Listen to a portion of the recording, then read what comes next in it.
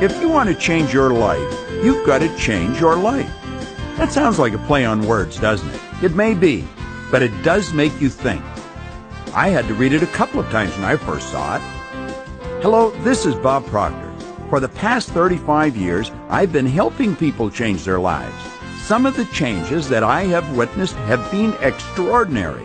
Changing our lives can be fun, and I have found it's not very difficult when you know how. It can also be very rewarding. I suppose knowing how is the key. Before I proceed with the knowing how part, let me ask you the big question.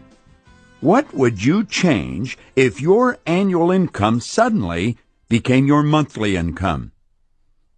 Think about that question for a moment. Mentally observe the type of thinking you immediately got involved in as a result of that question, because it could have run anywhere from immediate rejection to a very positive mental response. The type of thinking the question provoked is important because it very likely is your conditioned mind that is responding. Did you immediately think, that's ridiculous, it could never happen, or, wow, that would really be great? Whatever your response was, leave it for now, and we'll come back to the big question a little later. What you're about to hear is not something I learned in an Ivy League school, nor is it some strange occult secret. No, what I am about to share with you is the result of 40 years of intense research and practical experience. What I'm going to suggest you do, I have done, and I am presently doing. Permit me to begin by saying, being happy, healthy, and wealthy is a normal state of life for you and me and everyone else who wants it and whose mind is open to a few simple suggestions. You might be asking yourself, if it's so simple, why are there so few people enjoying the good life?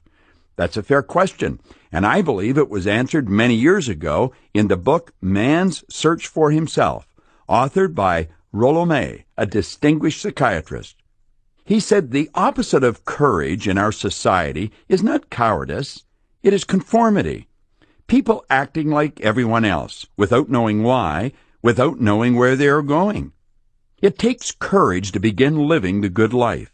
You have to step away from the masses. You must begin to express your uniqueness as a human being and begin to utilize your God-given potential. Consider this for a moment. We are living right in the midst of the golden years, a time we've been working toward for thousands of years, the richest time in all of human history.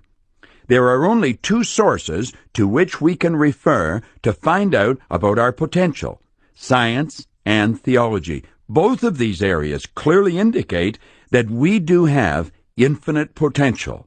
The wisest among us will not even guess at what you and I are capable of accomplishing. And yet, after living for 50 or 60 years, 90% of the population have not made it financially. Now, you might be thinking, money's not everything. It definitely is not the most important thing in life, and you're right. However, money affects every area of our lives that we choose to think is important. If we were to take 100 people who all start even at age 25, then look at what happens to the members of this group who reach the age of 65. 1 will be rich. 4 will be financially independent. 5 will still be working. 54 will be broke. As shocking as these statistics are, the actuarial department of any major financial institution will confirm their accuracy. Why? What happened to these people? Why did so